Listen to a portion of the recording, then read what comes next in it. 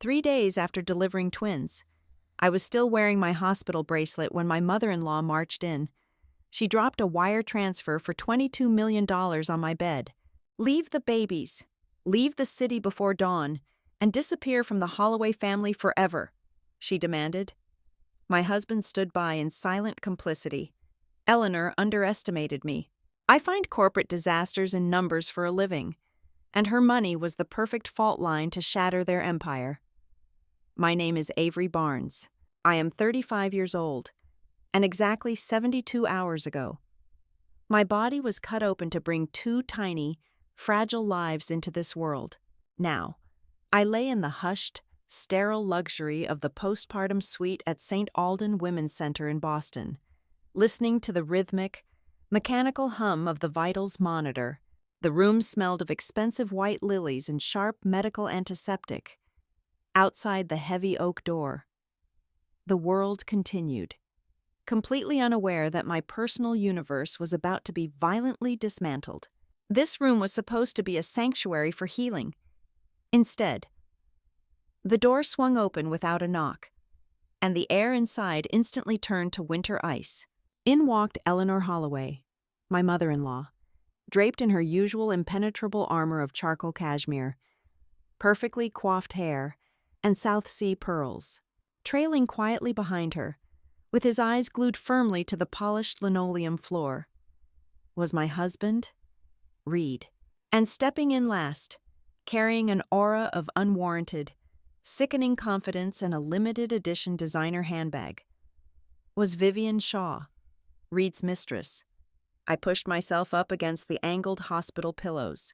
The sharp, burning sting of my surgical incision bit deep into my lower abdomen, a vicious reminder of what I had just endured for this family.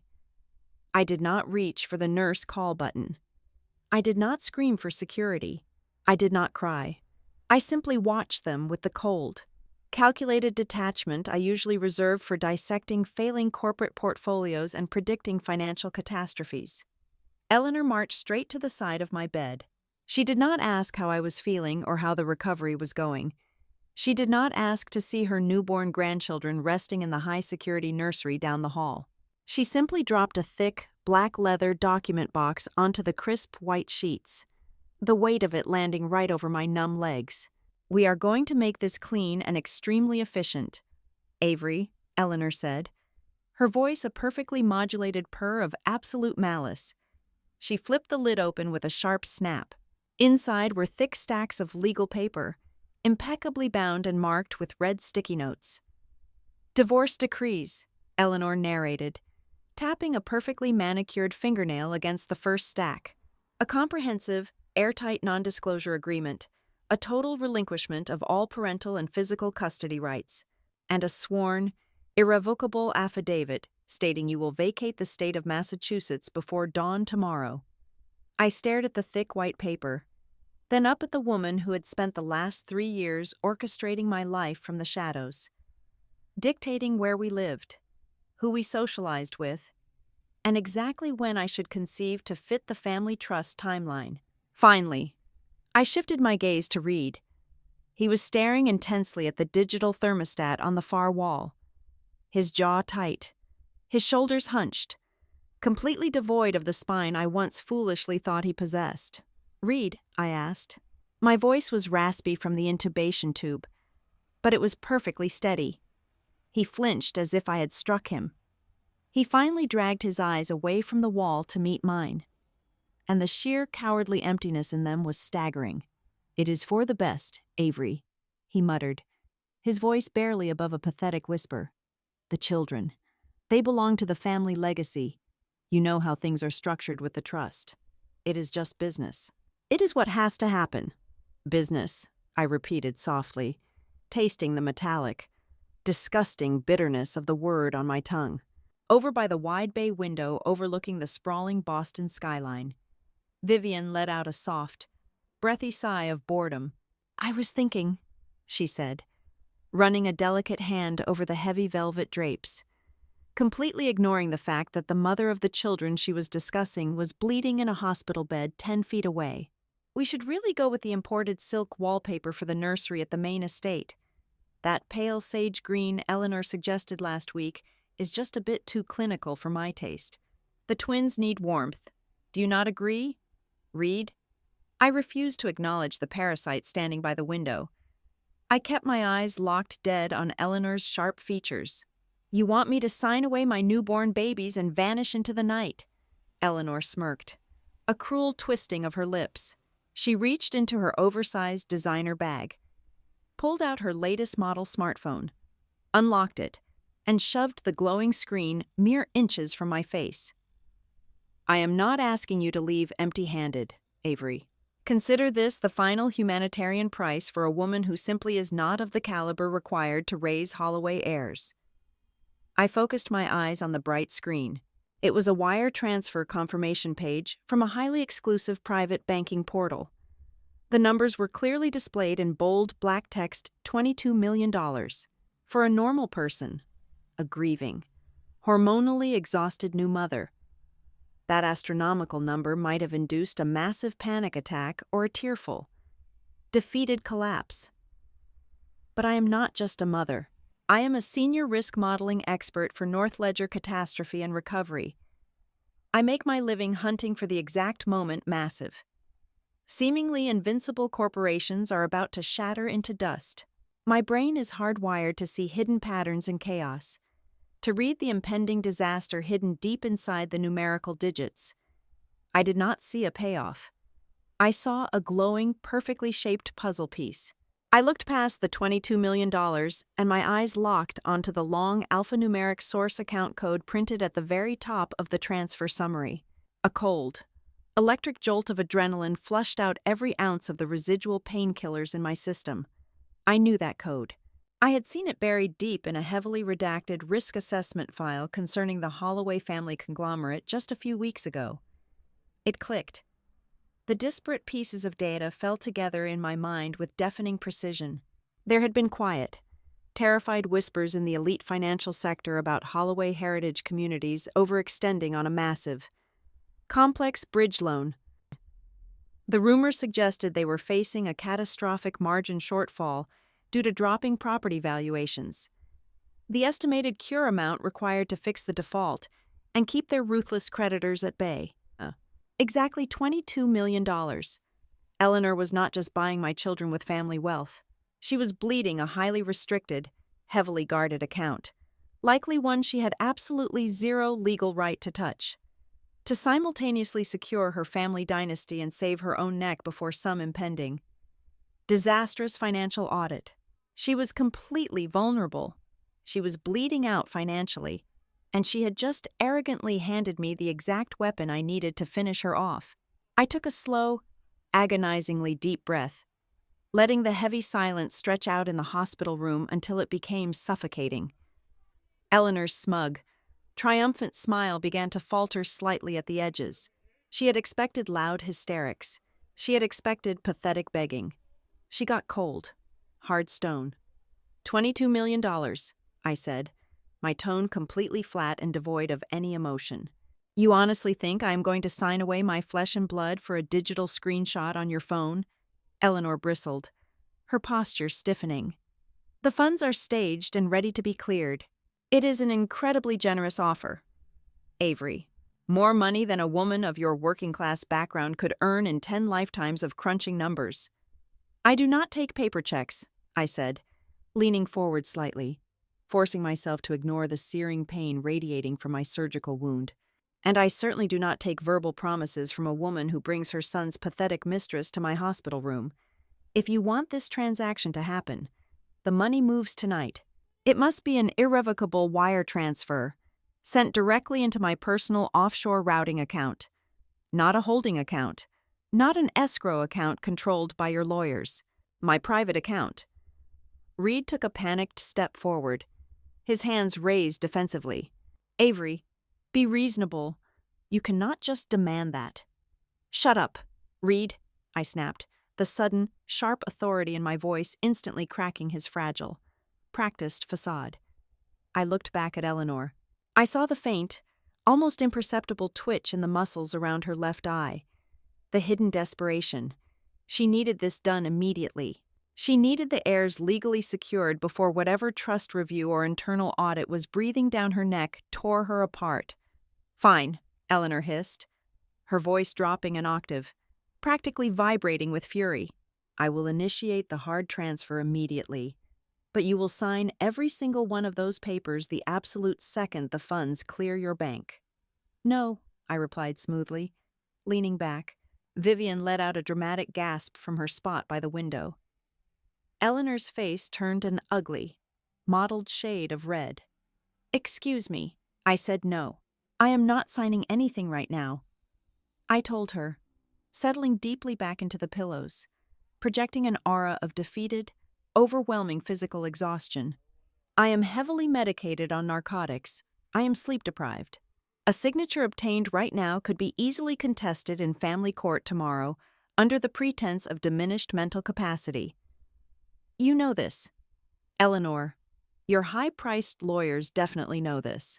If you want this agreement ironclad, we do it right, by the book." I let my eyes flutter shut for a moment, playing the exact part of the broken, exhausted woman they so desperately wanted me to be. "The offshore transfer takes a few hours to clear the clearinghouses anyway. Bring your notary public here at 5 o'clock in the morning. Dawn, just like your affidavit demanded. Let me have one last, quiet night to say goodbye to them in the nursery. When the sun comes up tomorrow, and the $22 million is sitting safely in my account, I will sign every single page in that leather box, and I will be gone before breakfast." Eleanor studied me intensely, her predatory eyes scanning my pale face for any sign of a trap, but her own frantic urgency blinded her to the reality of the situation. The invisible clock was ticking much too loudly in her own head. She thought she had won the war. She truly believed she had finally broken the stubborn girl from Ohio by dropping a mountain of cash on her bed. 5 o'clock, Eleanor agreed, her voice as cold and final as the grave. "Do not try anything stupid tonight, Avery. My private security detail is posted at the end of the hall by the elevators.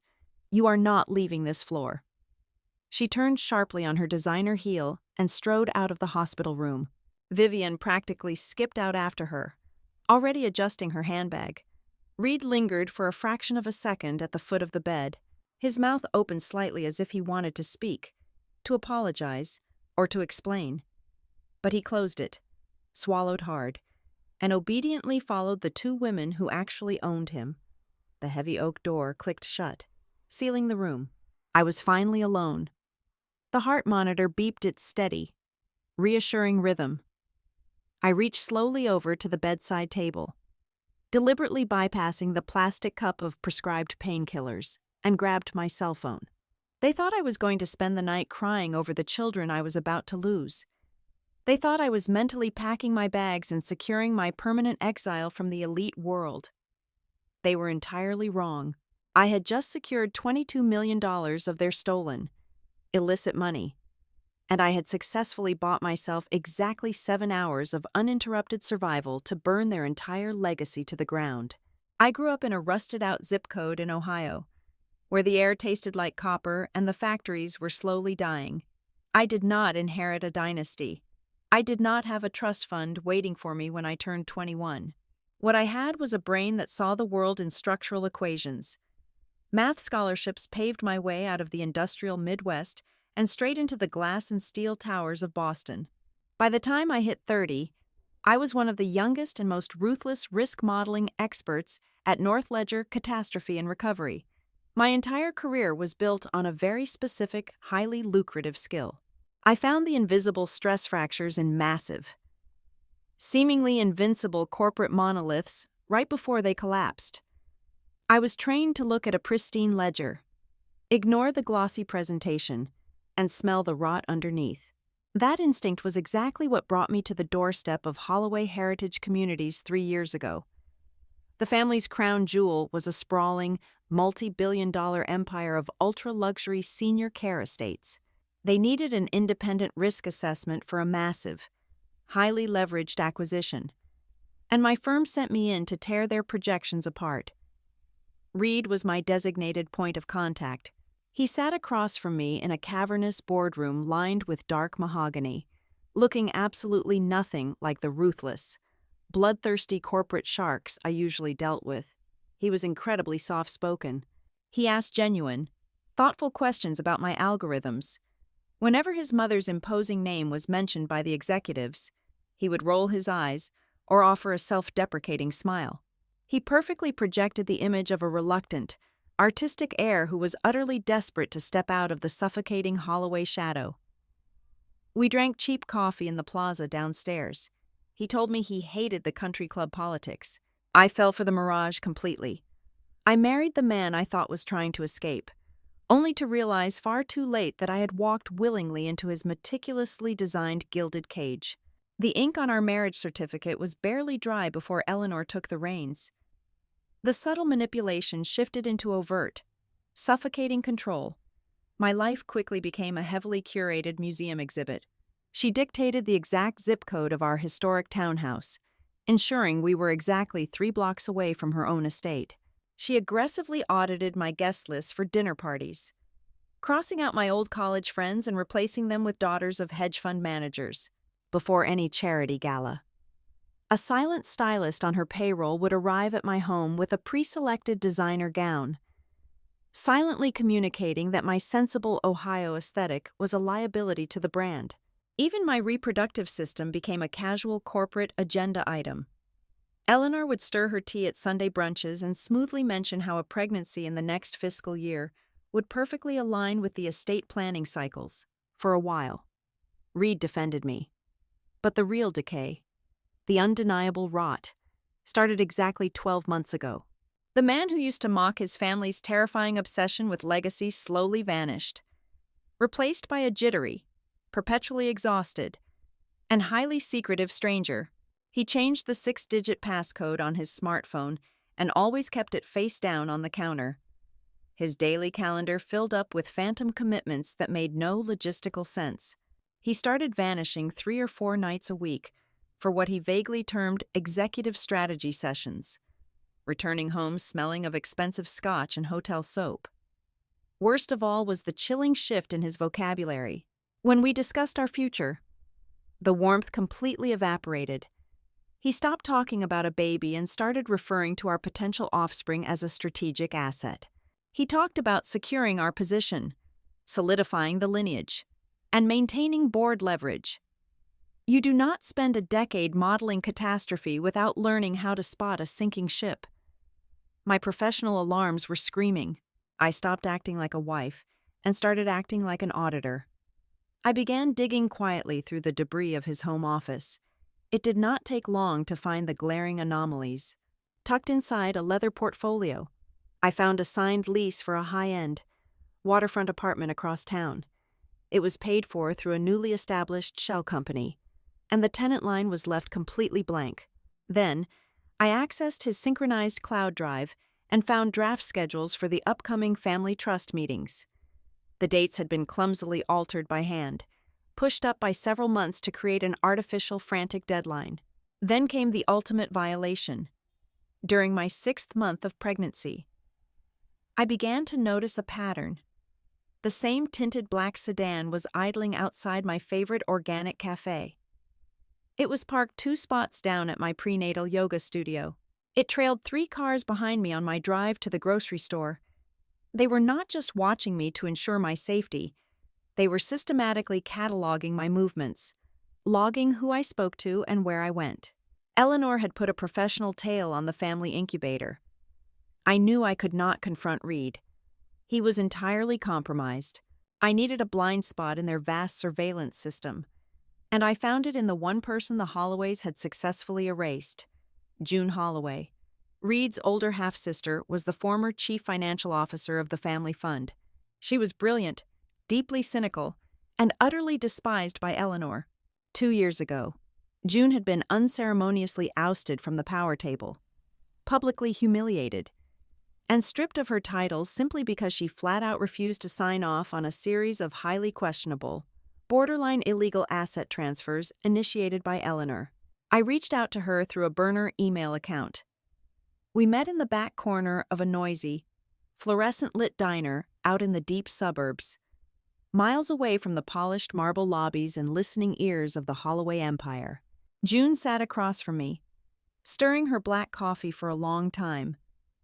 She looked at my heavily swollen belly with a complex mixture of profound pity and grim, terrifying validation. "You are not a wife to them, Avery," June told me, her voice cutting sharply through the clatter of silverware and the hum of the diner. "You are a highly secured holding facility, a vessel for the shares." That rainy afternoon, she laid out the architectural blueprints of my living nightmare. The entire Holloway Dynasty Trust was bound by an archaic, ironclad legal clause known as the Lineal Review. It was a brutal reckoning that occurred exactly every 10 years. According to June's calculations, there were exactly 5 days left until the next scheduled review. If Reed fails to produce a legitimate, living heir who falls strictly under the pre-approved structural control of the family by that deadline, June explained, leaning over the Formica table, a massive catastrophic shift occurs. 49% of the voting rights within the Dynasty Trust will automatically revert to a third-party entity. "Who gets the votes?" I asked, feeling the blood drain from my face. "A medical charity consortium," June replied, a dark, vindictive smile playing on her lips. "An organization that Eleanor fundamentally despises. An organization that has publicly sworn to liquidate the luxury assets and redirect the funds, if that 49% flips. Eleanor loses her tyrannical grip on the board. She loses the private jets, the estates, the entire throne. Everything suddenly made sickening, perfect sense, the sudden urgency to conceive. The professional tail following me to ensure the pregnancy was viable and secure. The meticulously scheduled doctor's appointments managed by Eleanor's assistants. My unborn twins were not beloved grandchildren to them. They were the literal locking mechanism for billions of dollars. And Vivian, the secret apartment lease. They were just cheap contingency plans. Reed was keeping himself entertained and docile, and Eleanor was perfectly happy to facilitate his infidelity as long as he kept me compliant until the babies were born. I sat in that diner, feeling the twins kick against my ribs, and realized the full scope of my reality. I had spent my entire professional life accurately predicting the exact moment a corrupt corporate structure would finally shatter under its own immense, toxic weight. I just never thought the rotting structure I was analyzing would be my own marriage. The heavy oak door had barely settled into its frame when I threw off the thin hospital blanket. The searing pain in my abdomen was a distant, secondary concern to the adrenaline flooding my veins. I was no longer a patient. I was a crisis manager operating in the middle of a disaster zone. I grabbed my phone from the bedside table and immediately stopped the secure voice recording application that had been running quietly in the background since the moment Eleanor walked in. I listened to the playback for exactly 10 seconds to confirm the audio quality. There it was. Crystal clear Eleanor offering to buy my children. Reed abdicating his role as a father. And the undeniable confirmation of $22 million in exchange for my permanent disappearance. I uploaded the file to 3 separate, encrypted cloud servers Malcolm had set up for me months ago. Next, I opened the black leather document box still resting on my legs. I methodically photographed every single page of the divorce decrees, the custody relinquishment forms, and the non-disclosure agreements. I sent the encrypted batch directly to Malcolm Vale. Malcolm was a restructuring attorney who specialized in tearing apart hostile corporate takeovers. I had retained him quietly at the beginning of my 3rd trimester when the first red flag started waving. My phone buzzed in my hand less than 2 minutes later. "I am looking at the scans now." "Avery," Malcolm said, his voice a calm, gravelly anchor in the middle of the night. "She is playing a very sloppy game. This is a mixed deck. Some of these pages are standard legal boilerplate, but others are completely unenforceable without a court-appointed mediator present. If she tried to file these tomorrow morning without proper, verified notarization, a judge would throw them out and sanction her attorneys. She was banking entirely on your emotional collapse and blind compliance." "She thinks she has me cornered until dawn," I replied, my eyes scanning the sterile room. "We are moving up the timeline. Execute the extraction protocol. Understood, Malcolm said. Sit tight. I pressed the nurse call button. Less than a minute later, Tessa Rowan slipped into the room. Tessa was the senior night charge nurse, a pragmatic, sharp-eyed woman who had spent the last 3 days running interference against the aggressive private security details and condescending demands of my in-laws. She took one look at my face and knew the situation had escalated. Tessa, I need a massive favor, and I need it completely documented, I said, keeping my voice low and steady. I need you to pull the electronic visitor logs for this suite. I need the exact timestamp of when Eleanor Holloway and her entourage entered, and exactly when they left. I want it printed, signed by you, and placed in my permanent medical file right now. Tessa crossed her arms, her jaw setting firmly. She had seen Vivian hovering around the halls and had heard the way Eleanor spoke to the nursing staff. Consider it done. Avery, I will also log that they caused a significant disruption to maternal recovery. What else do you need? I am leaving, I told her. But I'm not running away. This has to be perfectly legal. Right on cue. My phone lit up with a secure message from June. Over the past few weeks, June had leveraged her remaining contacts within the elite medical community to secure a contingency plan. She had arranged for a fully licensed, private neonatal transport service. This was not a panicked flight into the night.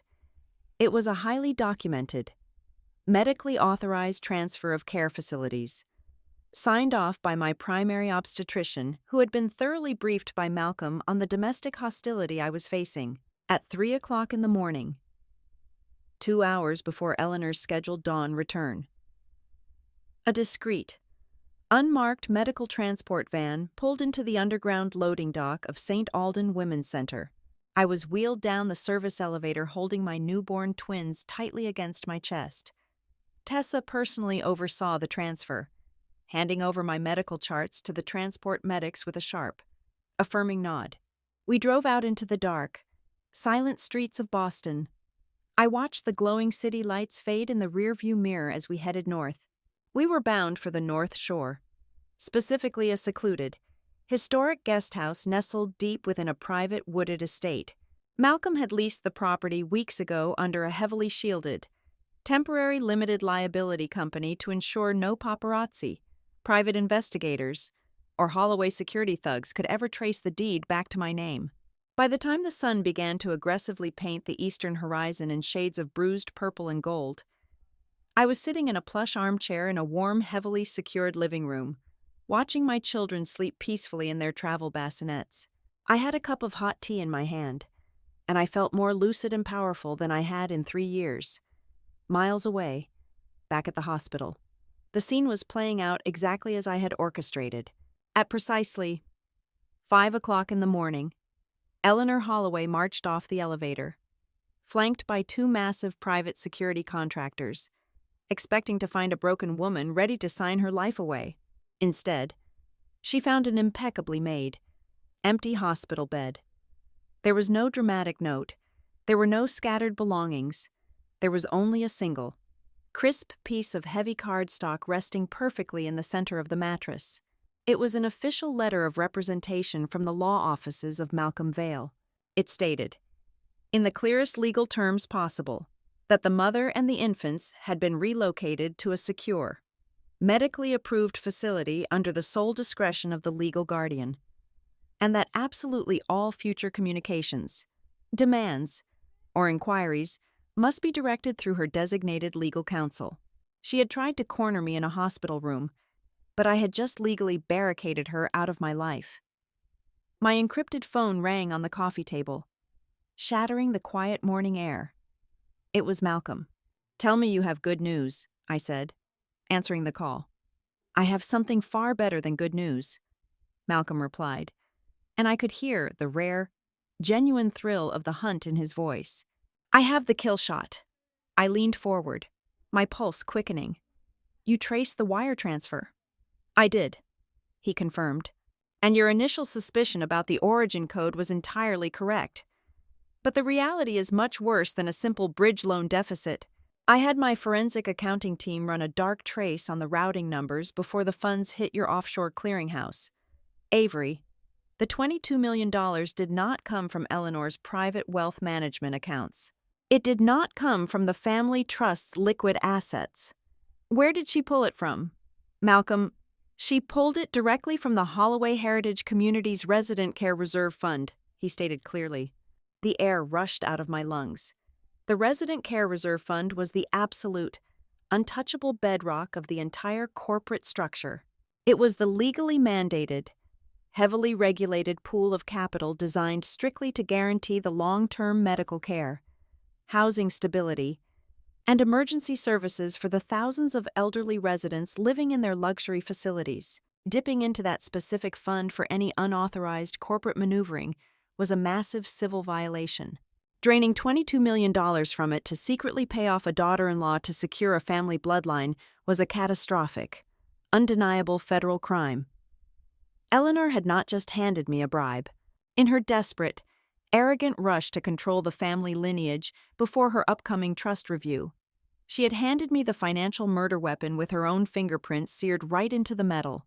"Are you absolutely certain?" I asked, already calculating the exact trajectory of the fallout.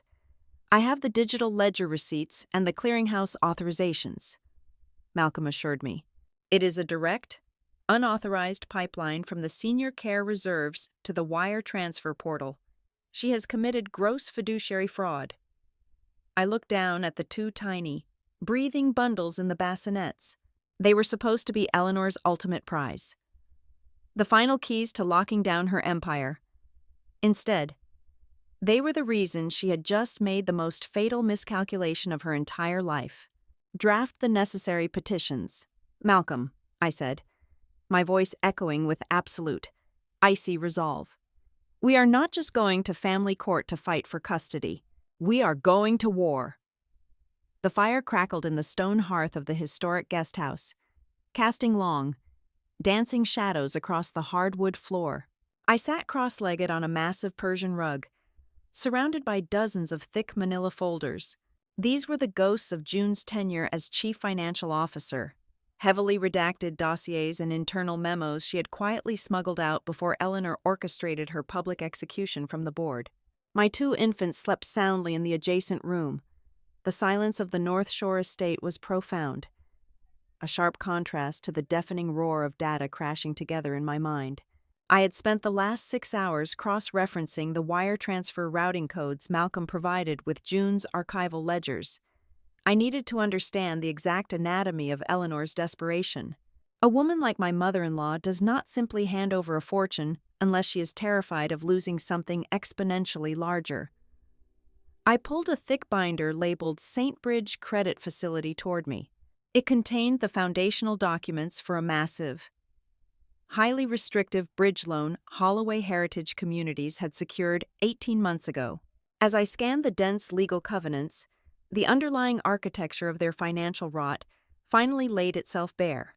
The loan was anchored by a draconian clause regarding corporate stability. The creditors had structured the debt explicitly around the dynasty trust. If the family failed to present a unified, legally binding succession plan, specifically, a direct heir under full family control, by the upcoming lineal review, the lenders had the contractual right to trigger a material adverse change clause that would instantly accelerate the debt, allowing them to seize the luxury properties put up as collateral. But there was a loophole, a financial buffer. If the family faced a covenant breach, they could temporarily halt the asset seizure by injecting a specific liquidity threshold into an escrow holding account, a cure amount. I ran my finger down the amortization schedule until I hit the exact penalty calculation. I did the math in my head, factoring in the current, deflated valuation of their flagship properties. The required cure amount to freeze the creditors for 30 days was exactly $22 million. It was not a random, generous payoff. It was the exact dollar figure Eleanor needed to keep the wolves at bay. She had stolen the resident care funds, intending to use them to simultaneously purchase my children and plug the sinking hole in her corporate ship. By taking the money, I was supposed to fix her succession crisis. If I signed the papers, she would simply reroute the funds from my required offshore account straight into the St. Bridge escrow, using my supposed payoff as the very cure amount she desperately needed. It was a masterpiece of financial recycling, built entirely on the backs of vulnerable senior citizens and my newborn babies. She is entirely leveraged, I whispered to the empty room. The encrypted laptop on the coffee table chimed. June was connecting via a secure video link. Her face appeared on the screen, illuminated by the harsh blue light of her own monitor somewhere in the city. "You look like you just solved the riddle of the Sphinx, Avery," June noted, her voice crisp and devoid of any lingering familial warmth. "I found the cure amount," I replied, holding up the St. Bridge ledger. $22 million. She was going to use the resident funds to buy my silence, secure the heirs, and simultaneously satisfy the bridge loan margin call. It is breathtakingly arrogant. June let out a dry, humorless laugh. Eleanor always believed she was the smartest person in any room. But she is not the only one who made a calculated play. I sent a secure file to your local drive 10 minutes ago. You need to open it. It is regarding your husband. I located the encrypted folder and entered the decryption key. A single, scanned document appeared on my screen. It was a private side letter, drafted on heavy Holloway family stationery, dated 8 months ago, right around the time Reed changed his phone password and started vanishing into the night. I read the stark, legal terminology. It was an explicit agreement between Reed and his mother. In exchange for the guaranteed continuation of his exorbitant monthly inheritance allowance and the full protection of his executive title, Reed legally consented to grant the family trust full conservatorship over any future offspring. He had literally sold his own unborn children to maintain his country club memberships and his mistress. "He signed it before you were even showing," June stated, watching my face carefully through the webcam. "He knew exactly what the plan was from the beginning. Vivian Shaw is not some grand, tragic romance. She is a carefully deployed pressure tactic." I stared at Reed's messy signature at the bottom of the page. The betrayal was so absolute, so fundamentally grotesque, that it bypassed my heart entirely and settled directly into the cold, analytical center of my brain. Vivian genuinely believed she was auditioning for the role of the next Holloway matriarch. She thought she was replacing me. But the truth was far more pathetic. Eleanor had simply allowed Reed to bring a shiny new toy into the picture to destabilize me, to make the hospital room confrontation so unbearable that I would sign anything just to escape the humiliation. Vivian was nothing but a pawn, completely oblivious to the fact that the second the lineal review was over, Eleanor would discard her just as ruthlessly as she was trying to discard me. "This transcends a bitter divorce," I said, my voice steady, though my hands were gripping the edges of the laptop so tightly my knuckles were white. "This is not just about a toxic mother-in-law or a cheating husband anymore. June, this is systemic trust fraud. This is the brazen embezzlement of restricted resident care capital. This is a catastrophic violation of debt covenants, and it is a direct assault on my right to be a mother." "So, what is the play?" June asked, leaning closer to her camera. "Do we leak the resident fund theft to the financial press, call the federal regulators? Let the scandal burn them down in the court of public opinion." I shook my head slowly, my mind rapidly constructing the architecture of their demise. "No, if we go to the press now, Eleanor will immediately deploy her crisis management teams. She will claim it was an accounting error, a temporary reallocation. She will use her deep pockets to muddy the waters, tie it up in litigation for years, and paint me as a hysterical, vindictive ex-wife trying to extort the family. That gives her room to breathe. I am not going to give her a single breath." I gathered the bridge loan documents into a neat stack. The strategy was crystal clear. A public scandal is messy and unpredictable. A targeted financial decapitation is clean, undeniable, and permanent. "We are going to fight a three-front war," I told June, my tone leaving absolutely no room for debate. Front one is family court. We secure an ironclad, impenetrable custody order that physically bars them from ever approaching my children. Front two is the lineal review. We wait until she sits down at that table, completely confident she has the voting rights secured, and we break the trust structure right in front of the board. And the third front? June asked, a flicker of genuine anticipation lighting up her eyes. I looked down at the $22 million wire transfer confirmation still resting on my phone screen. It was their stolen money. It was their lifeline. And now, it was my capital. The third front is the debt, I said softly, a predatory calm washing over me. Eleanor thinks she just bought my compliance. She does not realize she just fully funded my corporate strike team. We are going to use her own $22 million to buy the knife that cuts her throat. By noon the following day, Eleanor unleashed her hounds. The assault was entirely predictable, precision engineered to suffocate me under a massive mountain of public outrage. My secure phone began vibrating incessantly with news alerts, a relentless digital drumbeat signaling the start of the war. The cheap tabloids fired the first shots, followed rapidly by mid-tier financial bloggers who suddenly claimed to have exclusive inside sources. The narrative was seamlessly coordinated across every available platform. In the span of 6 hours, I was completely transformed. I was no longer an accomplished risk analyst. I was painted as a tragically unstable woman suffering from severe postpartum psychosis who had aggressively extorted $22 million from her generous in-laws and abducted 2 defenseless infants in the dead of night. Nameless psychological experts appeared on daytime syndication, solemnly diagnosing a woman they had never met in their entire lives. They used heavy, terrifying words like erratic, dangerous, and a severe flight risk. Then came Reed. He gave a highly promoted exclusive interview to a sympathetic morning television host. He sat in a plush armchair, wearing a rumpled cashmere sweater carefully selected to make him look like a devastated, exhausted father who had not slept in days. He looked directly into the camera lens with red-rimmed eyes. I only hope the mother of my children receives the proper medical treatment she so desperately needs right now, Reed whispered, his voice cracking with rehearsed, sickening perfection. My family is doing absolutely everything in our power to bring our babies home to a safe, loving environment. There was, of course, absolutely no mention of the luxury apartment he leased across town. There was no mention of his chronic infidelity. Vivian was entirely scrubbed from the narrative, a ghost successfully erased by Eleanor's massive public relations department.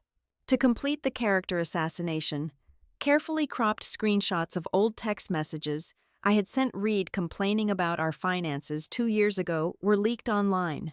The out-of-context messages instantly framed me as a calculating opportunist who had finally secured her massive payday and run. The urge to defend myself was a violent, physical ache in my chest. I wanted to release the hospital audio recording immediately. I wanted to burn Reed's pathetic, staged performance to ash and expose the mistress they were hiding in the shadows. I had my finger hovering angrily over the send button on a drafted statement when Malcolm called the secure line. "Do not engage, Avery," Malcolm ordered, his tone leaving absolutely no room for debate. "Every single camera outside your old house is waiting for you to look frantic. If you step out of the shadows looking angry, if you post a single defensive word online, you give them the exact visual confirmation they need to destroy you.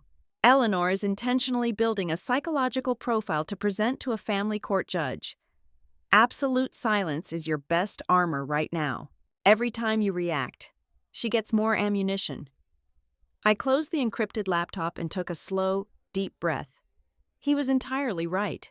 In the corporate restructuring world, when a hostile entity launches a massive smear campaign, reacting emotionally is exactly how you lose all your leverage. I had to let them overextend their false narrative until the structure underneath collapsed, while the media enthusiastically dragged my name through the mud. I turned the secluded North Shore guest house into a digital war room. I could not speak publicly, but I could certainly dig. I reached out through heavily encrypted back channels to a tight network of former colleagues at North Ledger. These were specialized analysts who ate complex financial data for breakfast. I fed them anonymous routing numbers and blind data sets, asking them to trace the historical volatility of the Holloway Resident Reserve Fund without revealing the target's identity. Within 48 hours, the terrifying pattern emerged. The $22 million withdrawal was not an isolated incident born of sudden panic. It was simply the largest and most desperate move in a long-established corporate habit. The data analysts found microscopic tremors in the digital ledgers going back 3 years. June received the definitive, undeniable proof later that same evening, an anonymous whistleblower deep inside the Holloway accounting department, likely terrified of the impending federal fallout and desperate to clear their own name, forwarded a heavily encrypted internal memo to June's old private server. It was the ultimate smoking gun. The document detailed a previous incident where Eleanor had directly authorized a temporary liquidity advancement from the protected senior resident funds to cover a massive shortfall in an overseas commercial development project. She had quietly patched the hole with operational cash flow just days before the quarterly audit. She treated the federally protected nest egg of thousands of vulnerable elderly residents like her own personal, zero-interest revolving credit line. The blood was officially in the water, and the apex predators of the financial world were beginning to circle. As Eleanor focused all her expensive energy on destroying my character on daytime television, the actual financial markets were quietly reacting to the hidden instability. The main creditor, St. Bridge Credit, did not care about tabloid drama or custody battles. They cared exclusively about risk and exposure. Through Malcolm's extensive corporate back channels, we received a highly confidential alert. St. Bridge had officially moved the entire Holloway Heritage loan portfolio onto their internal distressed watch list. The institutional lenders were smelling the decay beneath the polish. They were preparing to tighten the leash. The collision course finally culminated at the end of the week in a heavily guarded, mahogany-paneled courtroom in downtown Boston. It was an emergency hearing for temporary custody. Eleanor arrived flanked by a small army of the most expensive litigators in the state, projecting an aura of absolute, sorrowful authority. Reed sat beside her at the plaintiff's table, keeping his head bowed, playing the role of the victimized father to absolute perfection. Eleanor's lead attorney stood up and painted a horrifying, vivid picture of me. He confidently cited the media reports, the altered text messages, and my abrupt midnight departure from the hospital as undeniable proof of severe mental instability. He formally requested that the twin infants be immediately surrendered to the Holloway estate for their own physical safety and well-being. I sat perfectly still beside Malcolm at the defense table. I did not glare at them. I did not weep. I simply wore a tailored navy suit and maintained a blank, impenetrable professional expression. When it was our turn to respond, Malcolm did not bother with theatrical, booming speeches. He simply stood up, approached the heavy wooden bench, and handed the presiding judge a thick, sealed manila envelope. "Your Honor," Malcolm said smoothly, his voice echoing in the quiet room, "we are submitting a sealed evidentiary packet for your immediate review. It contains a sworn, notarized affidavit from the senior charge nurse on duty at the hospital, a certified timeline of the maternal extraction, and a preliminary financial trace regarding a highly documented extortion attempt initiated by the petitioners against my client. We formally request these documents remain under strict seal to protect several ongoing investigations, but we firmly believe they will provide immediate clarity regarding my client's state of mind and her absolute, terrifying necessity to seek safe harbor." The judge put on his reading glasses and sliced the envelope open. I watched his eyes scan the dense documents. I watched the slight, rigid furrow form between his brows as he read Tessa's detailed account of Eleanor's hostile hospital invasion and saw the initial, undeniable proof of the $22 million bribe. The silence in the courtroom grew incredibly heavy, thick enough to choke on. Eleanor's smug confidence began to visibly fracture as she stared at the back of the judge's head. realizing she had entirely lost control of the narrative in the one room where it actually mattered. The judge slowly looked up, his gaze entirely stripped of the carefully cultivated sympathy Eleanor's lawyers had tried to build. He looked directly at Reed, then at Eleanor, and finally rested his eyes on me. The emergency request for custody modification is firmly and entirely denied, the judge announced, his heavy wooden gavel coming down with a sharp, decisive crack that made Reed physically flinch in his seat. The current status quo will be strictly maintained without exception. The infants will remain in the sole, uncontested physical custody of their mother at her current undisclosed location until a full, comprehensive evidentiary trial can be convened. The storms rolling off the Atlantic Ocean battered the heavy glass windows of the North Shore estate, providing a violent, fitting soundtrack to the quiet destruction I was orchestrating inside, while Eleanor saturated the national airwaves with her grotesque, fabricated narrative of my mental collapse. I was sitting in the dimly lit study, staring at a wall of encrypted monitors. Malcolm's face appeared on the center screen, his expression carrying a rare, dangerous kind of excitement. "Saintbridge Credit is officially panicking," Malcolm announced, his voice crisp and professional. "Institutional lenders despise nothing more than unpredictable, public relations nightmares. Eleanor's aggressive media campaign against you had a massive, devastating side effect that her expensive publicists completely failed to anticipate." I leaned back in the leather chair, letting the exhaustion of the past week wash over me for a brief second before locking it away again. By screaming to the world that her family is embroiled in a chaotic, high-stakes custody crisis, she inadvertently signaled to the credit markets that the Holloway Foundation is fractured, I concluded. "Exactly," Malcolm said, tapping a pen against his mahogany desk. "The debt markets do not care about tabloid gossip, but they care deeply about erratic executive behavior. Saintbridge wants to shed their exposure to the Holloway portfolio before the internal rot becomes public knowledge. They are quietly shopping a significant tranche of the Holloway heritage debt on the secondary market. They want out, and they are willing to take a severe haircut to do it. In the corporate restructuring world, debt is rarely static. It is a living, breathing commodity that can be bought, sold, and weaponized. A predator does not need to own a majority of a company's stock to control its destiny. They only need to own its debt. We are going to buy it," I stated, the decision hardening into absolute certainty before the words even left my mouth. Malcolm smiled a sharp, predatory smile. "I already have the corporate filing ready. We are establishing a blind entity registered in Delaware.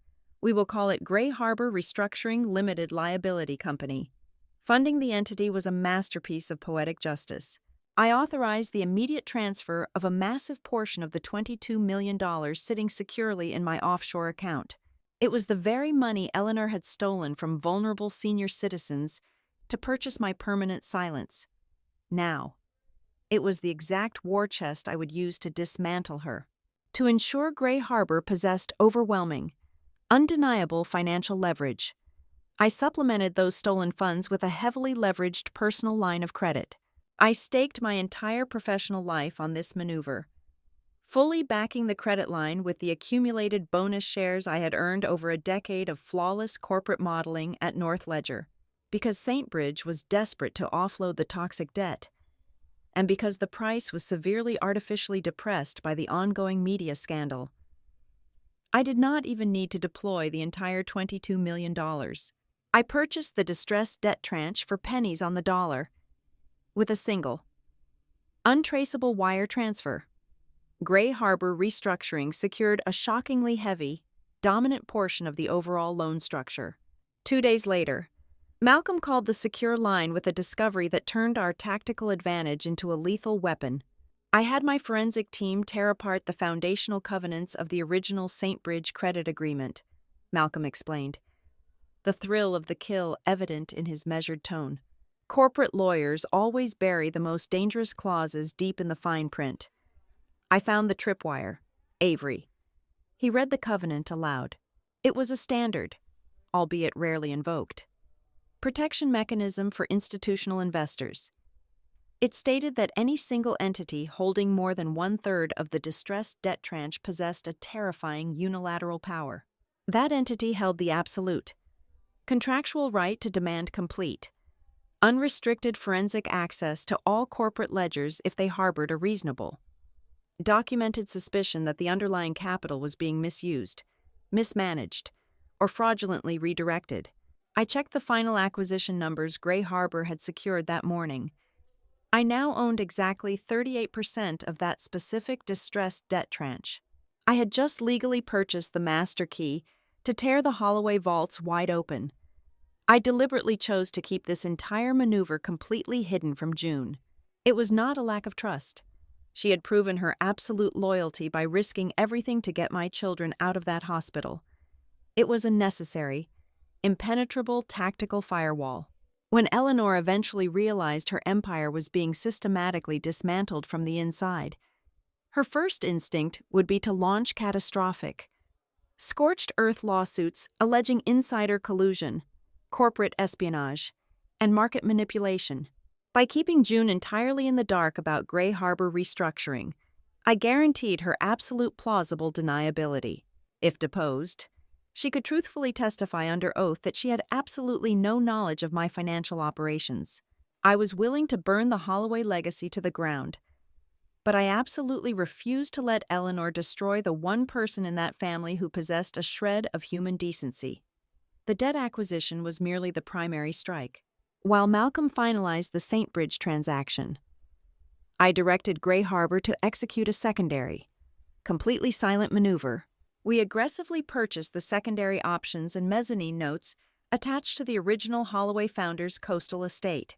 It was a sprawling, historic oceanfront property in Rhode Island that Eleanor considered the absolute, untouchable crown jewel of the family legacy. It was the physical manifestation of their supposed royalty, what the public did not know, and what my analysts had successfully unearthed, was that Eleanor had quietly and desperately mortgaged that very estate to maintain her personal, exorbitant cash flow over the past 2 years. By purchasing those complex options, I effectively placed a massive, invisible legal snare directly around the pillars of her own home. The juxtaposition was incredibly sharp, almost humorous in its darkness. In Eleanor's arrogant, myopic eyes, I was merely a terrified, overwhelmed runaway wife.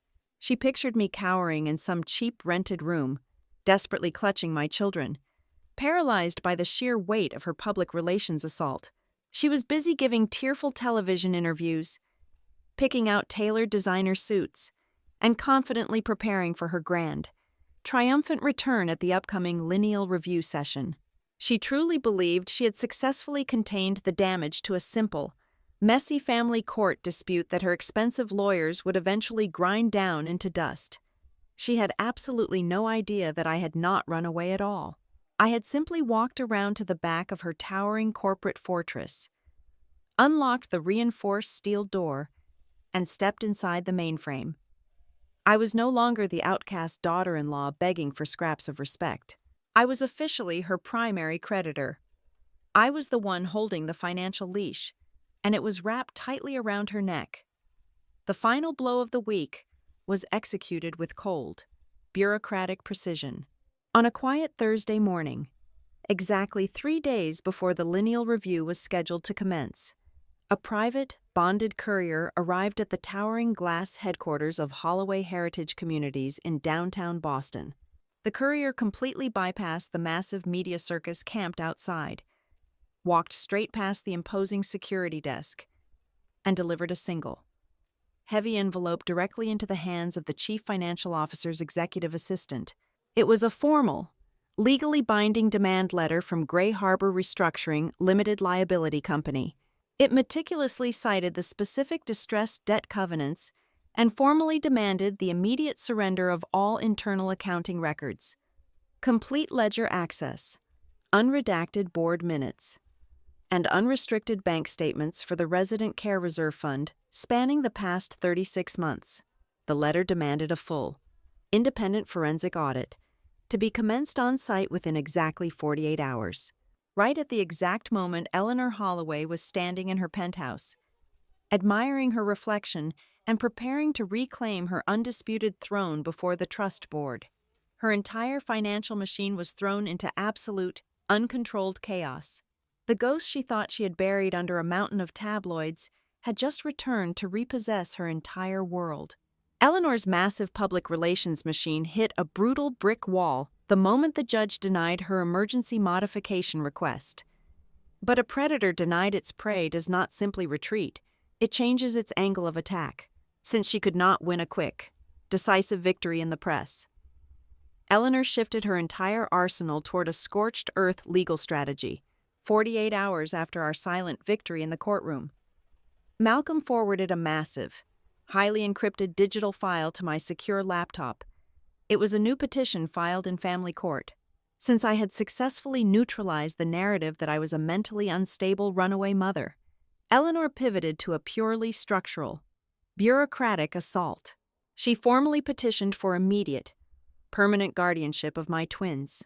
Her elite legal team argued that my undisclosed, hidden location deprived the infants of the stable, highly structured Holloway environment that was absolutely critical for their development and security. But the guardianship petition was merely the distraction. The real poison was buried deep on page 47.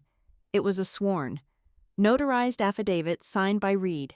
He testified, under penalty of perjury, that I had full, prior knowledge of a reproductive assistance agreement. I stared at the glowing screen, my blood turning to absolute ice. I had never heard that phrase in my entire life. The affidavit subtly, yet maliciously, implied that the conception of the twins involved a third-party clinic contract. It was a calculated legal maneuver designed to suggest the babies might not technically qualify as natural, lineal heirs under the draconian rules of the Dynasty Trust unless they were strictly managed by the family estate. I felt a wave of profound nausea wash over me. What clinic, what files, if they had successfully fabricated a complex medical history that I had supposedly consented to? What other terrifying secrets were they hiding in the dark? It made me question every single doctor's appointment I had attended during my pregnancy. I was furiously pacing the hardwood floor of the guest house, trying to untangle this new web of paranoia, when my encrypted burner phone vibrated. It was an unregistered, local number. I answered it cautiously, my finger hovering over the end call button. "Avery," a thin, trembling voice whispered through the receiver. It was completely stripped of its former arrogant, polished tone. It was Vivian Shaw. I stopped pacing. The sheer audacity of her calling me paralyzed me for a fraction of a second. "How did you get this secure number?" I demanded, my voice razor-sharp. Reed carelessly left a copy of a private investigator report on his desk, she confessed, her voice cracking with raw panic. "Listen to me, please. I am at a cheap, miserable roadside motel off Interstate 95. She cut me off, Avery. Eleanor canceled all my corporate credit cards, confiscated the electronic keys to the waterfront apartment, and sent her private security team to throw me out onto the street the exact second the media campaign failed to bring you back to the estate." I let the heavy silence hang over the secure line for a long moment.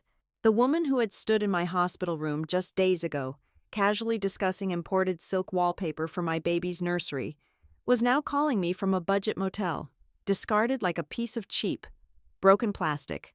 "Why are you calling me?" "Vivian," I asked, offering absolutely zero sympathy. "You chose your side." "Because I need leverage, and I have insurance," she replied desperately. I honestly thought Eleanor was grooming me to be Reed's new wife. "I truly thought I was replacing you, but after you vanished from the hospital, the mask slipped." I overheard her screaming at her legal team in the study. She never intended for me to raise those babies.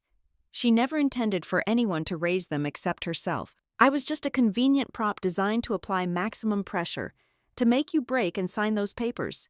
She took a ragged, desperate breath. "I have digital files. Avery." I took pictures of Reed's laptop screen late at night when he was passed out drunk. "I have access to an old shared cloud folder they completely forgot to lock me out of. I am sending it all to the encrypted email address listed on that investigator's report right now." My laptop chimed immediately. I opened the incoming zip file.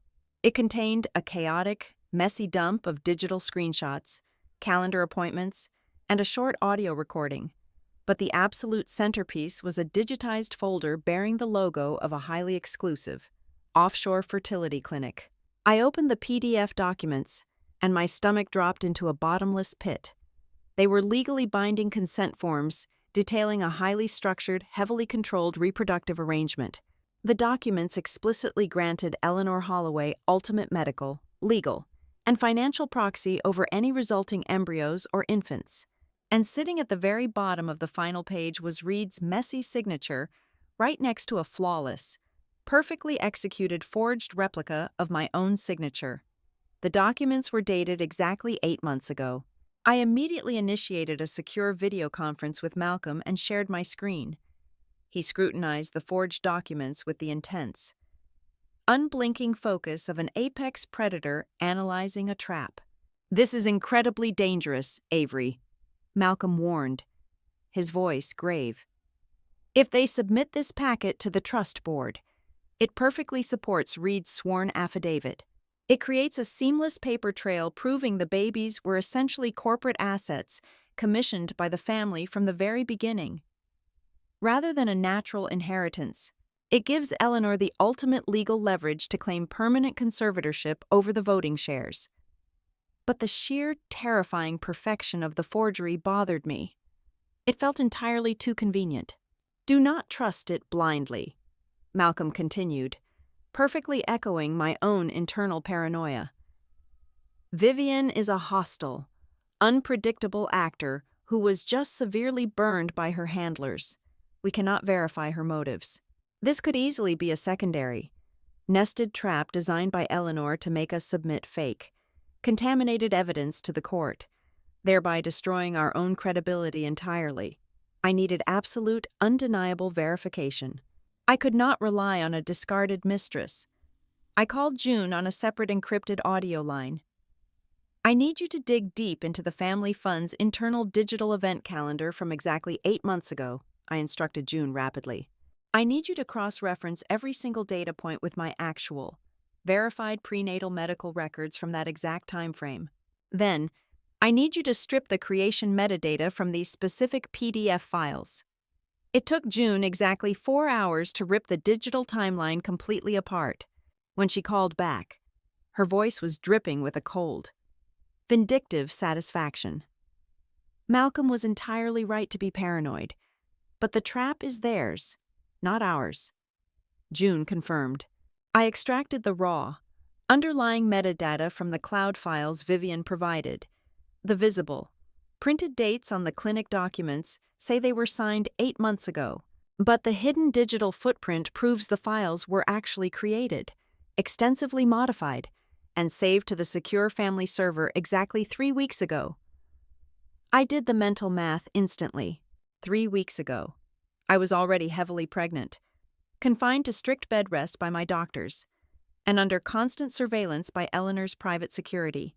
They backdated the entire reproductive agreement, I realized aloud, the pieces locking together with a sickening click. They fabricated a completely fictional medical contract right before my due date. They needed to ensure they had a fabricated legal failsafe ready to steal the trust votes just in case I refused to cooperate or survive the delivery without breaking. It is a highly sophisticated, incredibly expensive forgery. Malcolm agreed, his tone turning razor-sharp on the video call.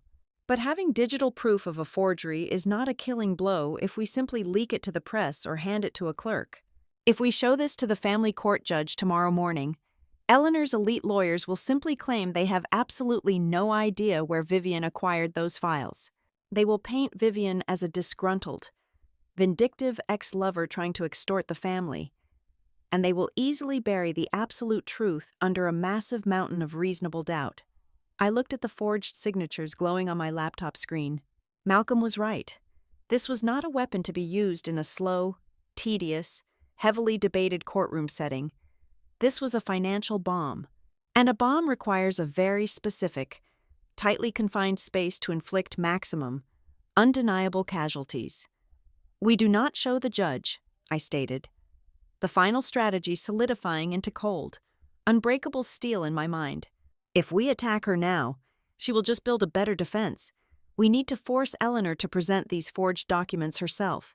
We need her to confidently, arrogantly submit them as genuine, irrefutable evidence in the one single room where committing perjury will trigger an immediate, catastrophic corporate default. I looked straight into the camera lens at Malcolm, feeling the ghost of the terrified woman in the hospital room finally burn away completely. "We say nothing," I told him. "We let her bring the fake papers directly to the Lineal Review." I made the deliberate, highly calculated decision to bypass the family court system entirely with the newly acquired forgery evidence. If I dropped Vivian's digital ghosts, the backdated clinic contracts, and the fake signatures into a standard family court docket, I would be handing Eleanor the exact type of warfare she had mastered over decades. Her high-priced litigators would simply drown the truth in an endless, suffocating ocean of procedural motions. They would demand independent forensic experts, request countless continuances stretching out for months or even years, and bury the absolute reality under a massive mountain of billable hours. Eleanor thrived in the slow, agonizing grind of legal attrition. She would use the time to manipulate the narrative, exhaust my resources, and slowly poison the environment around my children. I absolutely refused to fight her in a swamp of her own making. I did not need a prolonged battlefield. I needed a sudden, inescapable execution block.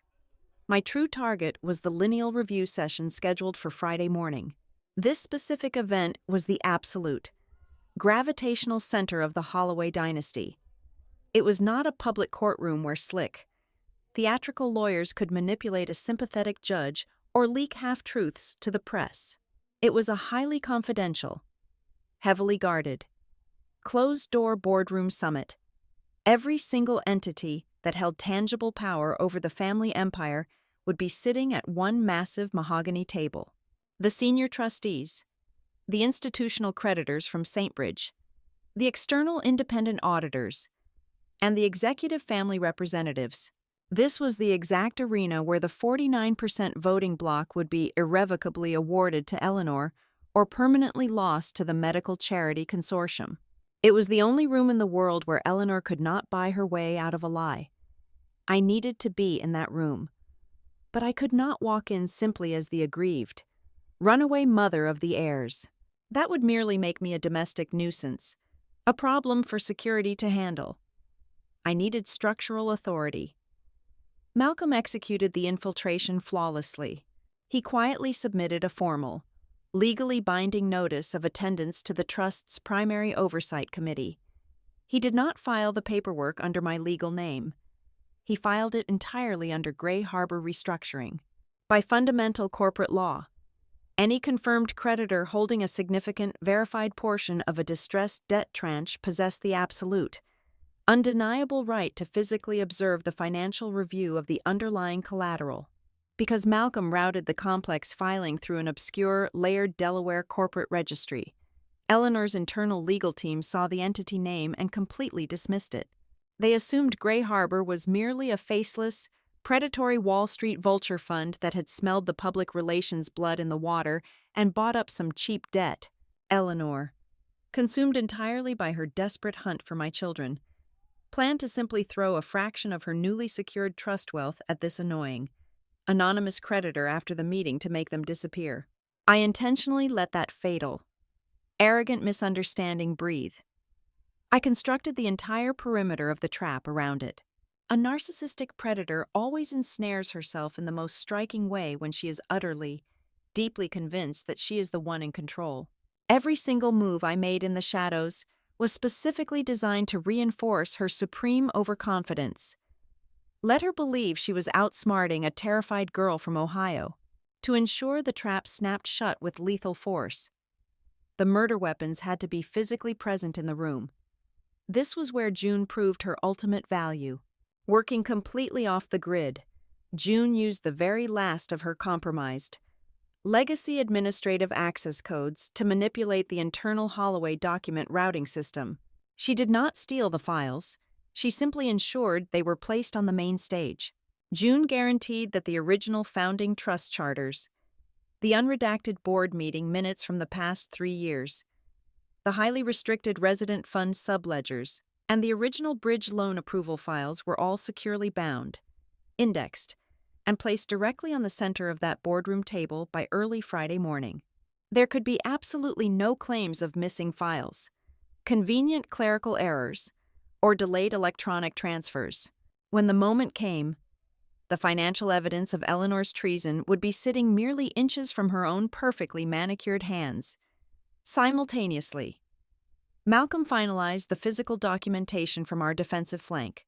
He secured the final, heavily notarized affidavit from Tessa Rowan.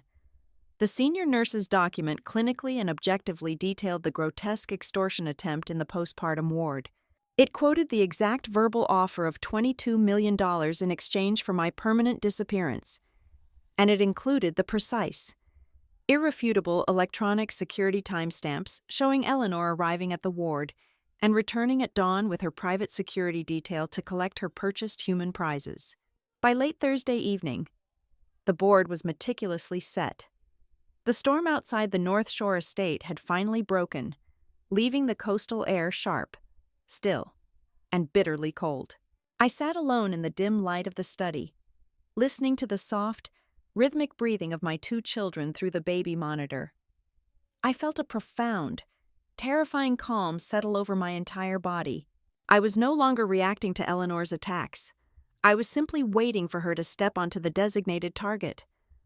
Then, Malcolm called the secure line, delivering the final, perfect piece of the architecture. He had just received a highly classified, back-channel intercept from an independent compliance officer auditing the broader corporate accounts. The trap had essentially armed itself. The massive, unauthorized withdrawal she made from the Resident Reserve Fund has finally tripped a deep, automated compliance wire, Malcolm reported, his voice tight with anticipation. An internal, highly critical warning report was automatically generated and sent to the external auditing firm exactly 1 hour ago.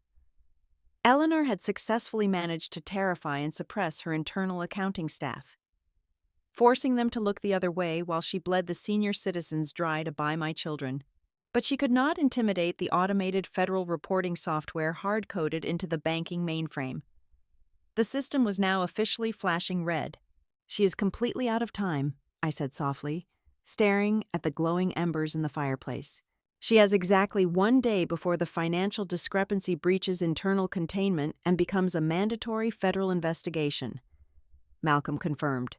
"She is going to walk into that boardroom tomorrow morning absolutely desperate to solidify her power and plug that hole before the auditors start asking questions." She was going to march into the lineal review session, completely unaware that she was stepping directly onto a live, heavily packed financial landmine I had deliberately buried under her favorite chair. She believed she was moments away from crowning herself the undisputed queen of the Holloway dynasty. She did not know that the terrified runaway wife she had been hunting all week was already sitting at the head of the table, holding the detonator. The encrypted message from Reed arrived through a neutral third-party intermediary late Thursday afternoon. He begged for exactly 15 minutes of my time, completely off the record, outside the presence of any aggressive attorneys. Malcolm strongly advised against it, warning me that a cornered animal is incredibly unpredictable. But I agreed to the meeting. I needed to look my husband in the eye one final time to confirm a critical hypothesis. I needed absolute proof that there was nothing left inside him worth saving. The location he chose was a pathetic, highly calculated attempt at emotional manipulation. It was a small, weathered stone chapel sitting right on the edge of Boston Harbor.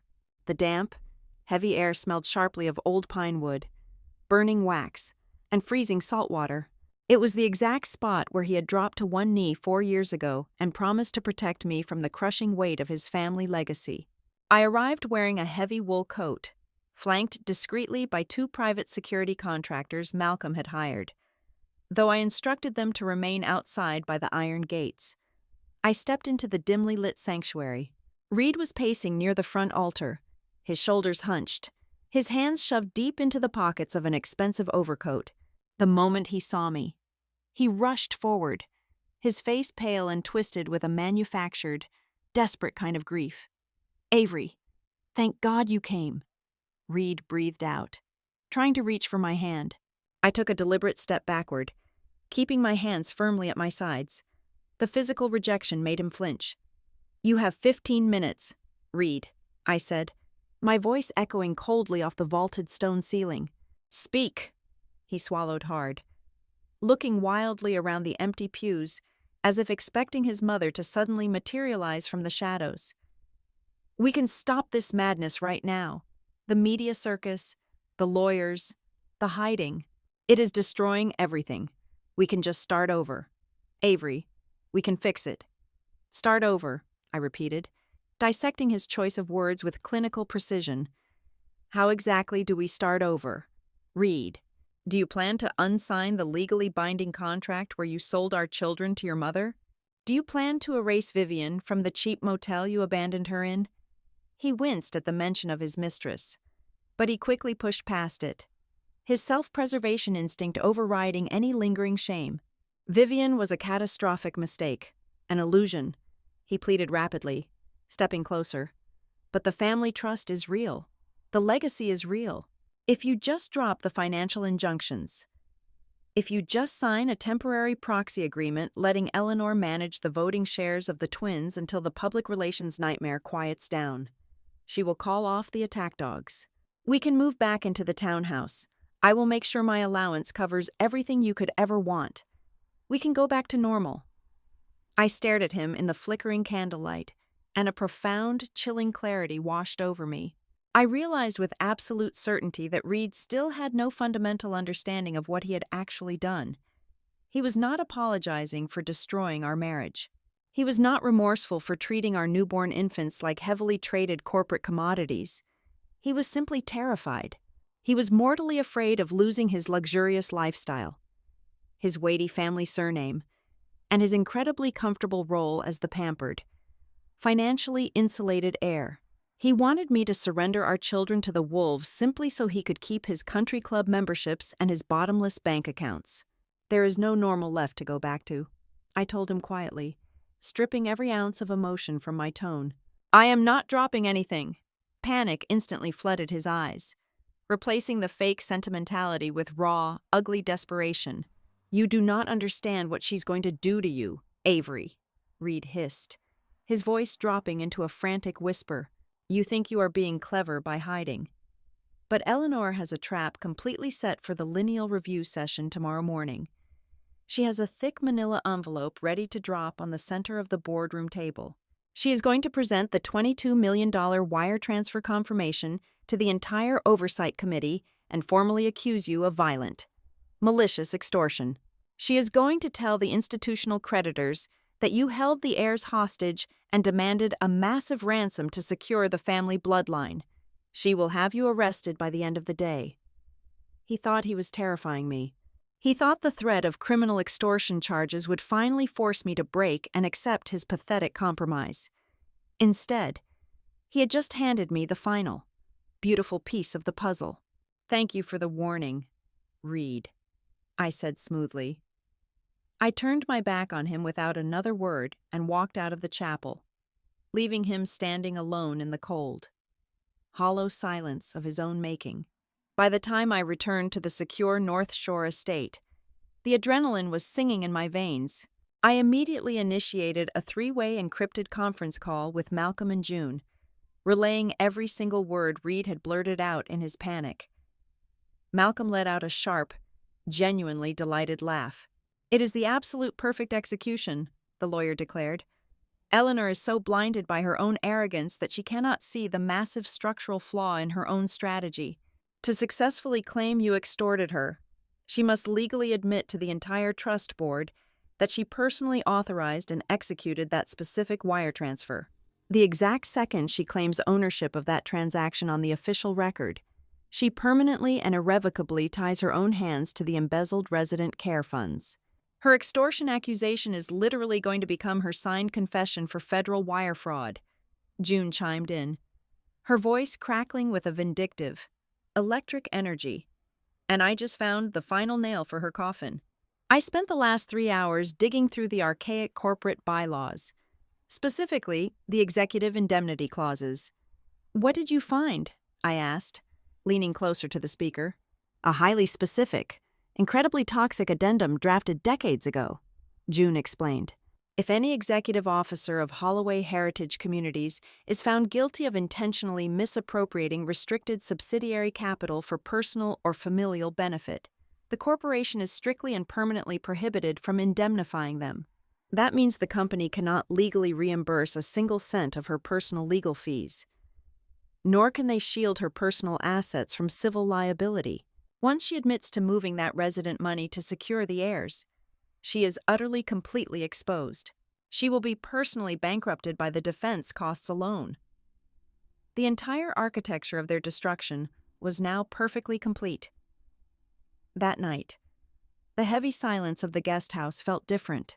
It was no longer the tense, suffocating silence of a woman in hiding. It was the deep, focused quiet of a general the night before a decisive siege. I did not sleep a single minute. I spent the entire night sitting in a plush rocking chair, positioned exactly halfway between the two travel bassinets. The only light in the room came from the soft, pale glow of the moon filtering through the heavy drapes. I listened to the rhythmic, incredibly fragile sound of my babies breathing. I watched their tiny chests rise and fall in the darkness. Eleanor thought this war was about money. Reed thought this war was about status and bruised egos. They were both entirely wrong. Sitting in that dark room, I reminded myself of the absolute core mission. This was not about seizing control of a massive corporate throne or securing a massive payday. This was an extermination protocol. I was doing this to completely and permanently sever the family bloodline from the corporate machine. I was doing this so my children would never grow up as strategic assets, manipulated and hollowed out until there was nothing left but a polished surname and a dead soul. I was breaking the cycle. Dawn broke over the Boston skyline, painting the low-hanging clouds in brilliant, violent shades of crimson and gold. I showered, dressed with meticulous care, and looked at my reflection in the full-length mirror. I did not wear the dark, heavy, imposing colors Eleanor always favored to intimidate her rivals. I chose a simple, impeccably tailored cream-colored suit. It was clean, bright, and utterly unapologetic. I secured the twins into their sleek, heavily padded double stroller. A black armored car was already idling in the circular driveway, ready to take us into the heart of the city. As the vehicle glided smoothly toward the towering glass and steel monolith of Holloway House, I looked out the tinted window at the awakening city.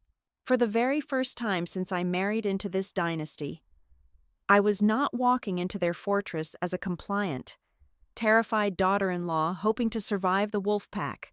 I was walking through their front doors as their primary, undeniable creditor, and I was coming to collect a debt they could never afford to pay. The lineal review session commenced at exactly 9 o'clock in the morning. The grand, dark mahogany boardroom of Holloway House felt more like a medieval throne room than a corporate office.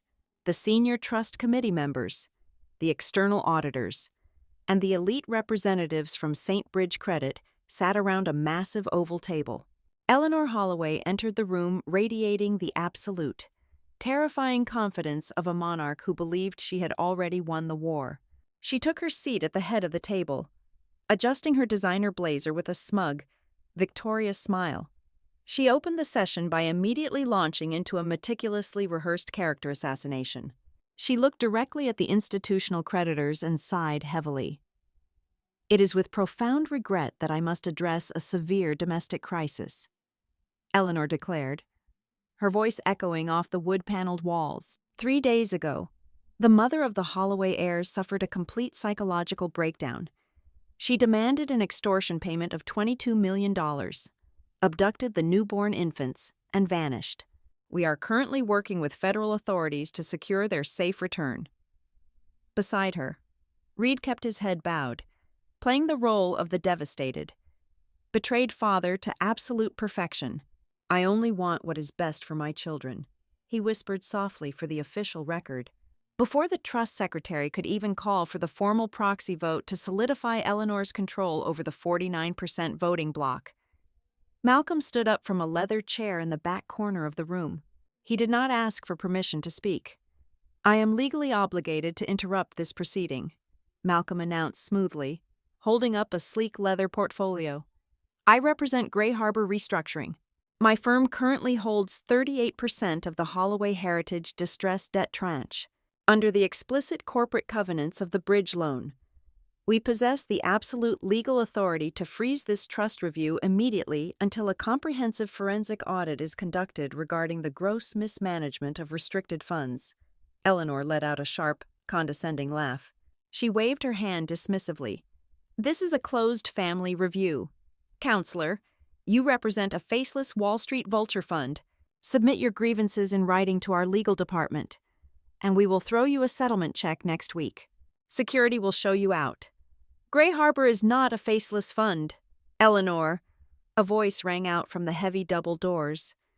I stepped into the boardroom. I wore a pristine cream suit, my posture perfectly straight, my expression carved from solid ice. The entire room fell into a stunned, breathless silence. Reed physically recoiled in his chair as if he had just seen a ghost. Eleanor's smug smile instantly shattered, replaced by a look of sheer, unadulterated shock. I walked methodically to the center of the room and stood directly beside Malcolm. "I am the sole managing member of Gray Harbor Restructuring," I stated clearly, projecting my voice so the court stenographer caught every single syllable. "And the $22 million you used to fund my corporate acquisitions did not come from your personal wealth, Eleanor. It came from the Holloway Heritage Resident Care Reserve." I did not give her a single second to recover. I placed a thick bound dossier right in the center of the mahogany table. I pressed a button on my encrypted phone, and the crystal-clear audio recording of Eleanor offering to buy my children echoed loudly through the entire boardroom. When the recording finished, I slid the sworn, notarized affidavit from the hospital charge nurse across the polished wood, followed immediately by the undeniable, unredacted banking metadata proving the exact digital path of the stolen resident capital. "This is a federal crime," I announced to the silent, horrified room. "You embezzled $22 million from vulnerable senior citizens to purchase human beings." The lead external auditor from a massive accounting firm stood up immediately, his face entirely pale. He rapidly reviewed the digital ledger receipts I provided. "These routing numbers are entirely accurate," the auditor stammered, looking at the St. Bridge representatives in sheer panic. "The restricted resident liquidity pool has been illegally breached. This is a catastrophic, unmitigated default." The senior executive from St. Bridge Credit did not hesitate for a fraction of a second. "Institutional lenders have absolutely zero loyalty to a sinking ship. St. Bridge officially recognizes the authority of Gray Harbor," the executive declared coldly. "We are accelerating the note immediately. This loan is hereby called. The collateral is subject to immediate foreclosure." The family summit had instantly transformed into a corporate execution. Reed shot up from his chair, his face slick with panicked sweat. He pointed a trembling finger at me. "You cannot do this. The children are not even legitimate heirs. We have a signed fertility agreement." The pregnancy was a structured corporate proxy from the very beginning. Before Reed could fully deploy the forged documents, June stood up from the far end of the table. She held a thick, leather-bound copy of the original Dynasty Trust Charter. "Article 4, Section 9 of the Lineal Bylaws," June read aloud, her voice ringing with vindictive triumph. "In the event of documented marital infidelity, domestic coercion, or the presentation of fraudulent legal documentation regarding the legitimacy or custody of the heirs, all proxy voting rights attached to the minor children will immediately and irrevocably default to the innocent parent." June slammed the heavy book shut. "And there is only one innocent parent in this room." Right on cue. The heavy mahogany doors opened one final time. Vivian Shaw walked into the boardroom, flanked tightly by two private security contractors Malcolm had hired to protect her. Eleanor's jaw literally dropped. The woman she had discarded in a cheap motel was now standing in the center of her empire. Vivian placed a digital storage drive on the table. "I have the original, raw cloud files," Vivian stated, her voice shaking slightly but holding firm. They contain the undeniable digital metadata, proving that Eleanor Holloway ordered a junior paralegal to completely forge and backdate the fertility clinic contracts exactly 3 weeks ago. "I also have the audio recordings of Reed confirming the forgery." Eleanor finally snapped. The polished, aristocratic facade completely disintegrated. She slammed her hands onto the table, her face twisted in an ugly, purple rage. "I will destroy every single one of you," she screamed, spit flying from her lips. "I will bury you in litigation for the next decade. I will personally sue you until you have absolutely nothing left."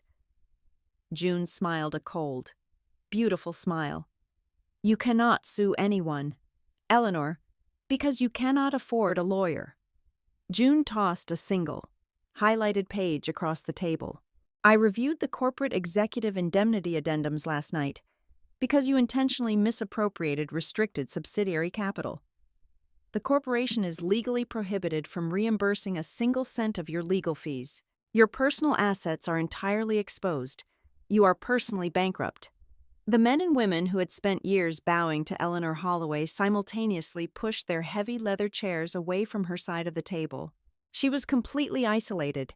She had absolutely nothing left to trade. I looked down at the woman who had tried to steal my children and ruin my life. I did not feel a grand, fiery sense of vengeance. I felt the incredibly satisfying, cold relief of a perfectly balanced ledger. "I have absolutely no interest in wearing your rotting crown," I told Eleanor, my voice carrying the finality of a judge delivering a sentence. "As the primary creditor and the sole legal proxy for the 49% voting bloc, I am forcing this entire conglomerate into immediate, court-supervised restructuring." I dictated the final terms of their surrender. The $22 million will be immediately refunded to the resident care accounts. The innocent employees will be structurally protected. To cover the remaining debt obligations, Gray Harbor is calling the secondary options on the Rhode Island founder's estate. You have 48 hours to vacate your mansion before it is liquidated. I turned to Reed, who was openly sobbing into his hands. Eleanor and Reed are immediately and permanently stripped of all corporate titles, salaries, and board access. The financial trust portions belonging to my twins will be locked into an independent, blind fund governed entirely by me. Reed, you will be granted strictly supervised visitation rights in family court, contingent upon passing mandatory psychiatric evaluations. I did not wait for their responses. I picked up my encrypted phone, turned my back on the shattered ruins of the Holloway dynasty, and walked out of the massive mahogany doors.